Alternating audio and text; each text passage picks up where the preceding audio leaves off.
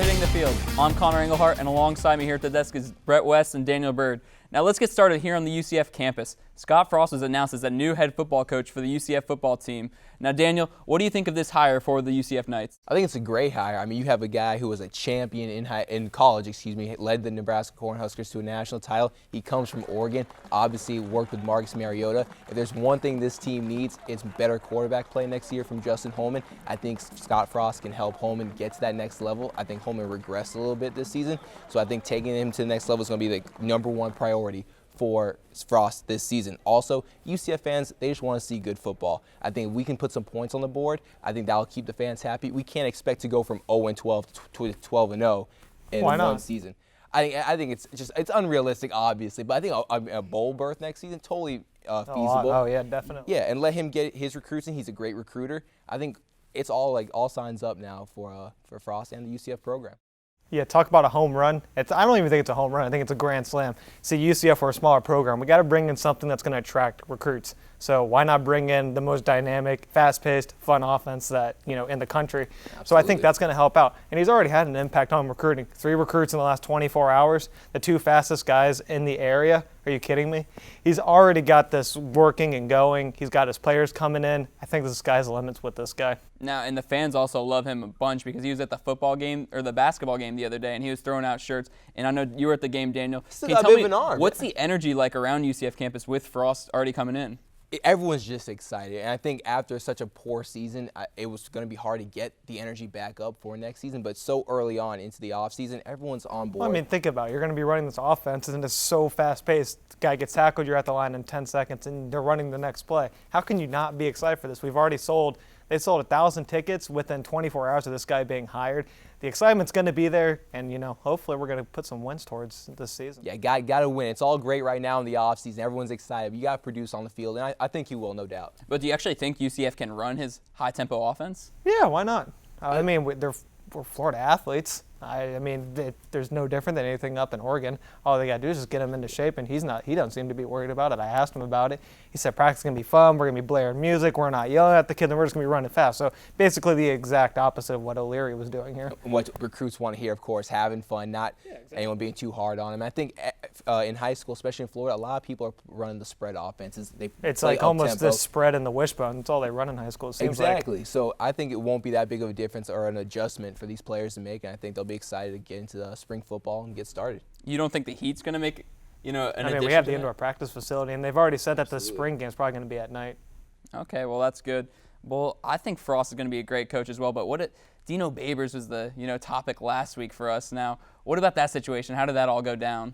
From what I understood, he actually was kind of condescending towards our program, and that's kind of one of the reasons why we didn't go in that direction. I thought UCF did a great job kind of keeping this whole thing under wraps. You didn't even hear his name about him even being interviewed, and they said during the interview that President Hitt looked at our athletic director and was like, hey, this is our guy. And Danny White, went on and gave him the job. So it was quick. There's nothing slow with Frost. No, and big first hire from White. I think this really makes him seem serious about the program, trying to get us to that next level, maybe eventually into a Power 5 conference school. And I think that Frost can take us there. Now, UCF, hiring Scott Frost wasn't the only, things going on in college football this weekend. The conference championship games happened. And, Brett, what were your takeaways from these big games? Status quo. Everybody who was supposed to won the game, Thought Michigan State was going to pull out the game, and hey, it took a 22-play drive, but they pulled it out. So nothing really crazy. I thought North Carolina, I thought they were going to win, but they gave Clemson a good run. They didn't really look as good or as sharp as I thought they would, but status quo. We had the college football playoffs ready to go, but nothing too crazy. Yeah, I took 2 things away really from this weekend. One, the Big Ten might have deserved to get 2 teams into that playoff. After watching Iowa and Michigan State, Iowa was in that game till the very end. They couldn't get it done. Who are you going to take out? Maybe Oklahoma, just because if you look at Iowa and Oklahoma, are you kidding? Look at Oklahoma and look at Iowa. 1 loss apiece, and then you lose to Texas, who's had not bad. Okay, so Ohio State lost to Virginia Tech last year in the first, and they won the national championship. But there wasn't a candidate, I feel like Iowa, who just lost to the eventual Big Ten champion, who I think I would have no problem seeing them go up against Clemson. Oklahoma might be the most complete team in the country this year. Maybe, but you drop one in Clemson, and if you're going to look at 1-loss teams, I got to go with Michigan State, a team who has beaten everyone in front of them pretty much except for a pretty game Michigan State did. Exactly. So I understand, but again, I don't feel like Oklahoma can match up with Iowa, and I feel like Iowa might. And look, honestly, Well, at the end of the day, Iowa will put half the country to sleep. Hey, it's not about. I know the College Football Committee wants to see teams out there that are excited. So you're telling me you don't want to see Baker Mayfield versus Deshaun Watson? You want to see Deshaun Watson versus like boring snooze fest football? I want to see the 2 best teams, or 4 best teams, I guess, go at it. And I think Iowa had a perfectly good argument to be in there, even with the loss to Michigan State. I think I have no qualms with Oklahoma being in there because, I mean, that's what the selection committee did, and I'm okay with that. But I think that Iowa did have an argument to still make it. Well, listen, Iowa, they played great against Michigan State and the rest of the season, but they're not in the playoffs, and that's what we're going to talk about now. You know, we got the big game, Clemson versus Oklahoma and Alabama versus Michigan State. Now, we did our pick-ems throughout the season, but these are the ones that matter the most in the playoffs. Brett, who do you have in all these games? Well, in the first game in Clemson versus Oklahoma, I'm taking the upset. I got Oklahoma. I think they might be the most complete team. They can run the ball. They can pass the ball. They play good defense, which is kind of odd for a Big 12 team. So I've got Oklahoma winning in that one. And then moving on to Alabama, Michigan State, I got Alabama in that.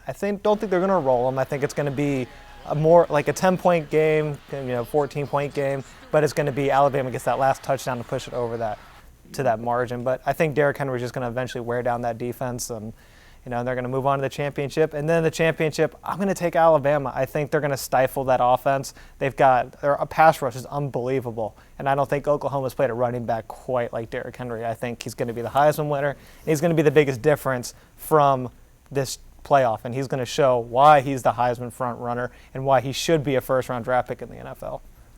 In the first 1 versus 4 matchup, I have Clemson beating Oklahoma. I feel like it's a great style matchup. They both are going to stretch the field, up-tempo offenses. I think Clemson, though, they've earned my respect over the season going undefeated. They played some quality teams in there. Not too many, but a couple. Defensive line looked pretty good against North Carolina. Not bad. Better than I thought. Exactly. Way better than I thought. They were very disruptive. I was impressed by Clemson, and I think they can get past Oklahoma. I don't think they'll get past Alabama in the end, who I have beating Michigan State. I think the playoff committee moving Michigan State's number 3 really set Alabama up nicely. I think they would have had to play Oklahoma. That's a tough matchup for them. Oklahoma got them a couple years ago, and I feel like that they would have made the defense move east to west and try to stretch them. I don't think Michigan State will do that. Think about it like this. Michigan State, it also kind of helps them. They don't have to prepare for a new offense. They're playing basically a Big Ten offense, which is kind of a little more speed.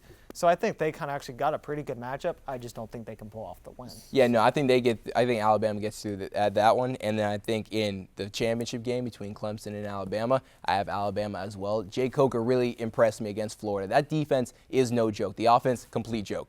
But Florida can play defense, and he was throwing the ball around on pretty easily in the SEC championship, and I was impressed. So I think he will do enough, along with Derrick Henry, to get past Clemson. Yeah, I'm gonna quickly go with Oklahoma, and I'm gonna take Michigan State beating Alabama, go with the upset, and then I'm gonna take Michigan State winning the championship as well. The biggest X factor in these playoffs will be special teams. All right, well, coming up, we're done with college football. So coming up after the break, we're gonna talk soccer, and the MLS Cup championship happened last night, so we'll talk about that, and also what is going on in the FIFA investigation. So don't go anywhere. Hitting the Field, we'll be right back. Tonight on Deals After Dark. When I think of quality sunglasses, I think of boldness, but simplicity. And nothing provides both of those more than this set. Tonight, we have a pair of beautiful used matte black Oakley Holbrook sunglasses. These glasses offer an American frame accented with metal rivets and Oakley icons, perfect for buyers seeking performance and style. And do we have a deal for you guys tonight?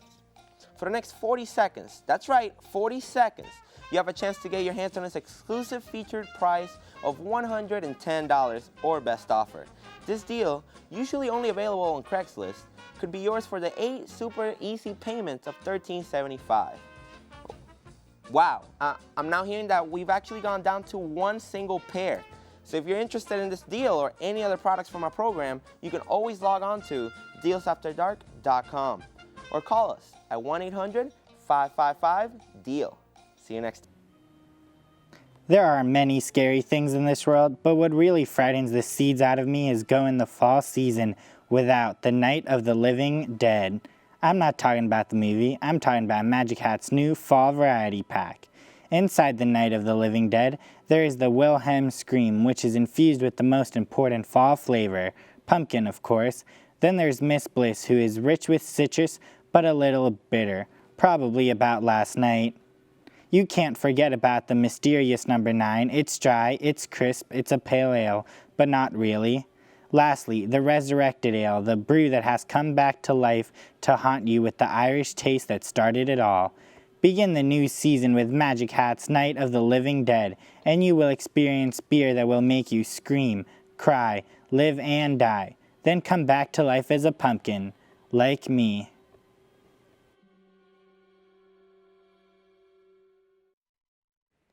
Dangerous driving extends beyond just speeding, especially in the rain where light usage can be the most dangerous thing you do. This high-performance sports car might be able to handle tight corners in the rain, but if the driver can't see drivers around him, it just doesn't matter. Driving with your hazard lights on is illegal in the state of Florida, regardless of weather conditions. Hazard lights are only to be used while stopped on the side of the road. It makes it easier for emergency services to distinguish cars stopped on the shoulder. Not driving with your hazards on also makes turn signals clearly visible, along with brake lights. Increasing the visibility of your car in the rain will make your trips infinitely safer. And of course, remember that speed is the most important thing you can control while driving in severe weather. Speed and low grip are a deadly combination at any level of driver skill. For more information, visit your local Florida Department of Transportation office or the website shown below. Control the roads and enjoy the journey. We're back on Hitting the Field. Eric Scott and Troy Kless now join me at the desk. On Sunday, the Portland Timbers beat the Columbus Crew 2-1 to win the MLS Cup. Now, Troy, what was your biggest takeaway from the game, and how did the game really go along? I think we kind of saw as of recently, it's been a vintage performance for the Portland Timbers. I mean, they got up early on, a bit of luck, but good credit to Diego Valeri, able to catch Steve Clark on just an awful first touch and, put them up 1-0 within 30 seconds of the game, and then getting the quick second goal a couple minutes later. And with that, having the lead, they were able to sit back, bunker down, and they still got some chances to go forward, but they just defended really well and neutralized just about everything that Columbus could try and throw at them. I thought Columbus, they did well to get back into the game, fighting, got that Kai Kamara really sloppy goal, but goal's a goal, of course. And then Portland, they just continued to dominate throughout the game, I thought. Yeah, I mean, you have to credit Kai Kamara. He was trying for 90 minutes. It was always as if Columbus Crew was chasing the game, and you just couldn't figure out if they were ever going to be able to get those opportunities because Portland was always going back on that counterattack and how effective they were at doing that. Caleb Porter set it up the side perfectly. Steve Clark, as a goalkeeper, the first thing you learn is when you take possession back from a defender, it's never in front of your goal. So in case of the fact that you do go across your goal, that if the ball is deflected, it goes out for a corner kick at the very worst or a goal kick for you. So that's just a terrible decision from him. And then the referee, obviously, and you look at the first 10 minutes of the game's 2-0. Before you know, Columbus Crew are chasing the game for the next 80 minutes. You just cannot expect to do that in an MLS Cup final and expect to win. You never thought that Columbus Crew were going to get back into the game, and you always thought that Portland Timbers were going to have it because they were unlucky at times not to score another one. Yeah, but it wasn't just the players who were playing sloppy, it was also the refs. So, can you go a little bit into that? Yeah, on the second goal, Portland Timbers, they passed it out of bounds, and, one Portland player took a quick touch, and it seemed to have kept it in, but it definitely crossed the line by a solid, foot and a half maybe. I don't know what the assistant referee was doing there. And Tony Tachani, I mean, you got to say it's the old adage, play to the whistle, and that's exactly what he didn't do there. I mean, he just fell asleep, thought he was going to win the throw-in, and then immediately, give credit to Darlington Nagbe, just able to steal it off him quick, and then a quick pass out to Milano, and an excellent cross in for the second goal, header from Wallace. And then from there, Portland, they could sit back and defended everything that Columbus threw at them. Yeah, congrats to the Portland Timbers for winning the MLS Cup. But now let's move on to the international stage of soccer. 16 FIFA officials were arrested last week in Switzerland as part of a huge corruption scandal. Guys, this has been unfolding since May, and the first wave of arrests were already made. But, what has this really done to FIFA as a brand and an image? I think, it's a shame, really, how these high-ranking officials have been able to exploit the game that we all know and love. But I think it's damaging, but we've already seen that FIFA, they're trying to take some steps to kind of, recover that image and, while, maybe losing some sponsors here and there. And, they held a a meeting, which I'm surprised they were able to hold a meeting because they still have some people there. But, they started to, kind of sit down and think, all right, we really need to, fix this. But it's, there's still a lot to unfold from this. I mean, I can't imagine there being a third arrest. I mean, I wouldn't be surprised, but it was still, just a huge thing. Yeah, FIFA's in a lot of trouble. Only 7 months now from the incident that happened in Switzerland when everything kind of unfolded for them. FIFA's going to be in a lot of trouble for a long time. Every single day it looks like there's new news coming out about exactly what's going on. Officials now here in the CONCACAF, we're realizing that things are going wrong around here. FIFA has so many steps to take because you look back at it and we're going farther and farther into Sepp Blatter's history, all the way back to the '98 World Cup when France is granted to it, and just how many problems there were, bribes, over $100 million. Connor, you and I were talking about it before the show, just the notes that come out about Sepp Blatter this morning and BBC, what they will be airing. I don't know if FIFA is going to be able to take steps in any time soon because like they released, it's going to be 5 years until they're able to investigate the 2018 and 2022 bids that were given to both Qatar and Russia. So it's going to be interesting. Now, you just mentioned the World Cups. Is there any chance, Troy, that they would remove it from Russia this close to the World Cup? I think from Russia, no. I think they still have a bit of sustainability over there, and they can, they have stadiums there. It's not like Qatar where you're literally building cities and hundreds of thousands of people are dying over there. So it's just, really a shame. I don't see Qatar holding it onto it. All right, so don't go anywhere because after the break, we'll talk about Tiger Woods and Peyton Manning getting close to the end of their careers. Plus, we'll discuss the contenders and pretenders for the NFL playoffs. I think pretty much everything, beyond this will be gravy. I've won. I passed Jack on an all-time win list. I'm just shy of Sam. I passed Sam basically a decade ago in major championships, but I'm still shy of Jack's. So I've had a pretty good career from my 20s and 30s. For my 20 years out here, I think I've achieved a lot, and if that's all it entails, then I've had a pretty good run. But I'm hoping that's not it. I'm hoping that I can get back out here and compete against these guys. I really do miss it. I miss being out here with the boys and mixing up with them and see who can win the event. I mean, that's fun. But if that's not the case anymore, then I'll find other avenues. That being, growing my foundation, what we're trying to do, golf course design, or other projects I have going on right now. That will certainly take more of my time, and then hopefully I can get well enough to start playing more soccer. I miss being able to play with the kids.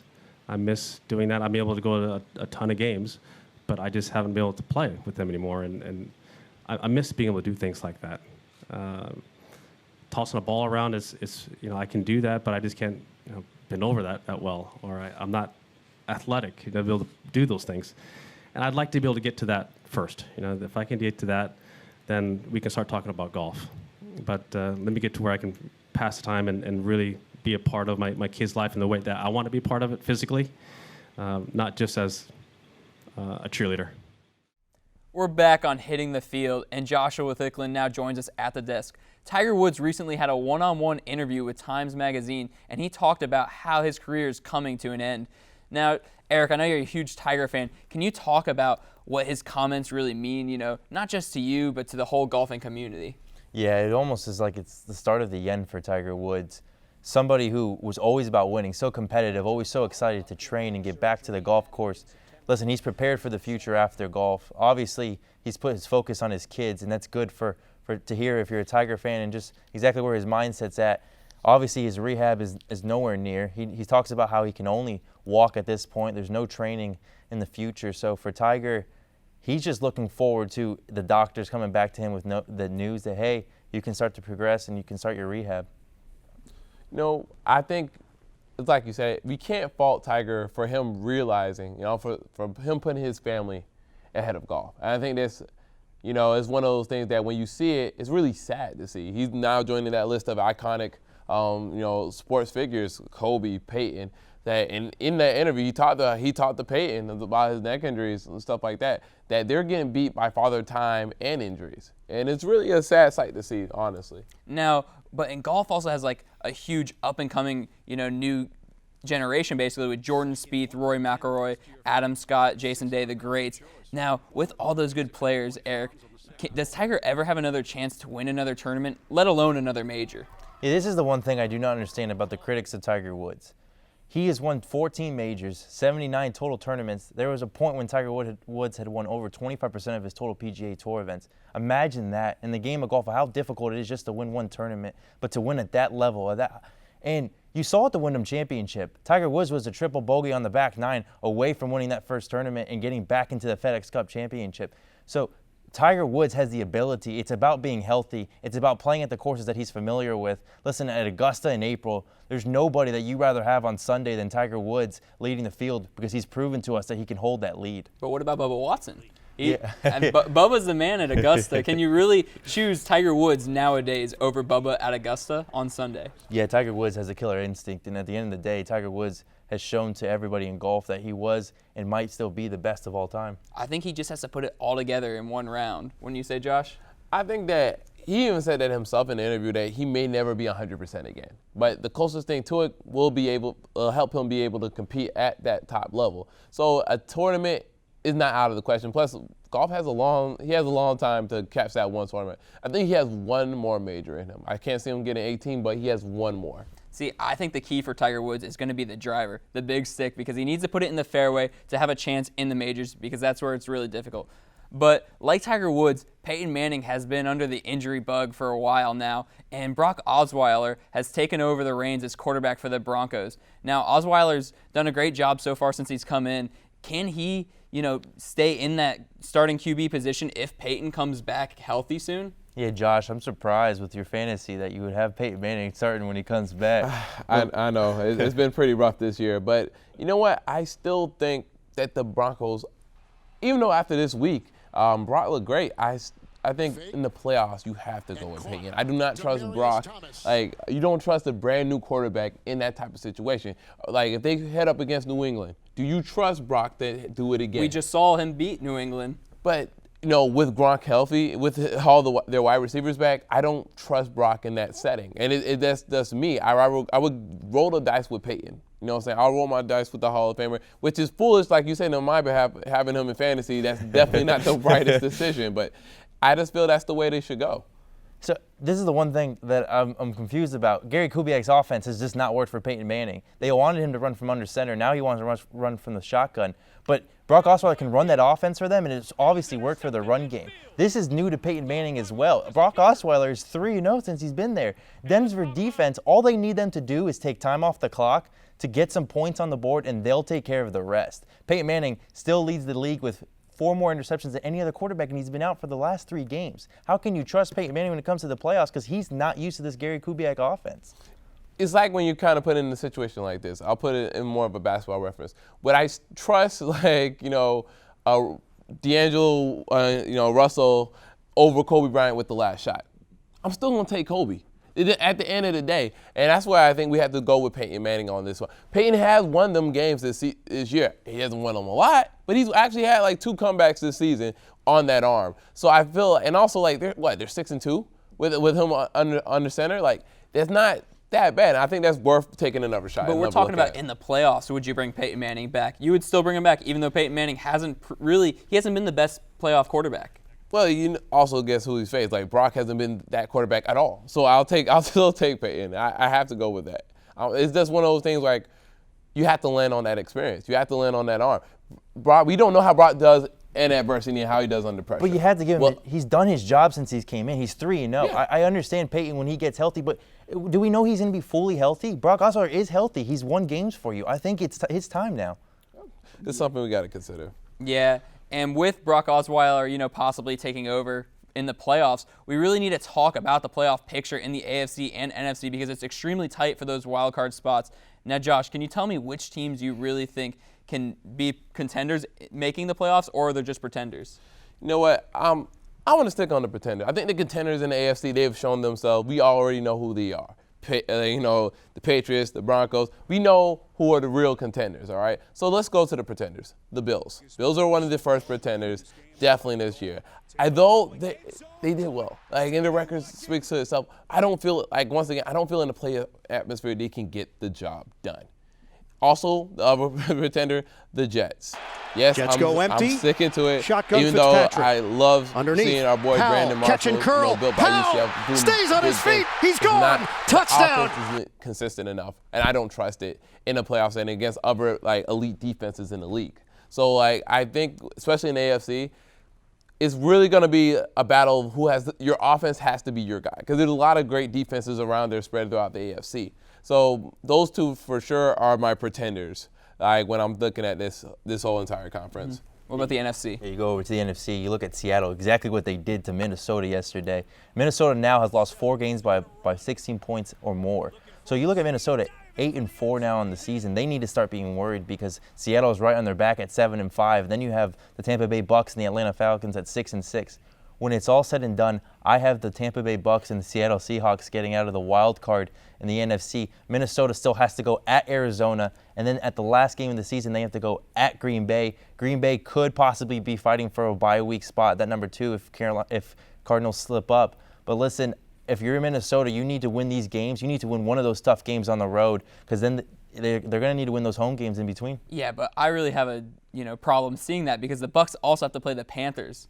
Yeah, that could be on week 17. Listen, the Panthers, they almost slipped up yesterday against the Saints. They have to go at Atlanta and then home against Atlanta. So if Carolina splits one of those games, they'll be resting Cam Newton week 17 if they're not going for that 16-0. Okay, now, we talked about the wild card spot. What about everybody's favorite division, the NFC East? We have a very challenging part. Let's quickly go through that. Yeah, Washington needs to win tonight to take firm of that division. If they could beat Dallas, because they will have Dallas again week 17 at Dallas. So I look for Washington to come out of the NFC East. Even though I was throwing some shade to them earlier, I'll go with the Eagles. I think that even though the Eagles' offense is very sporadic, I think they have enough to pull out of that division. Will they do anything in the playoffs? No. That's why they're a pretender. But hopefully, DeMarco Murray can wake up.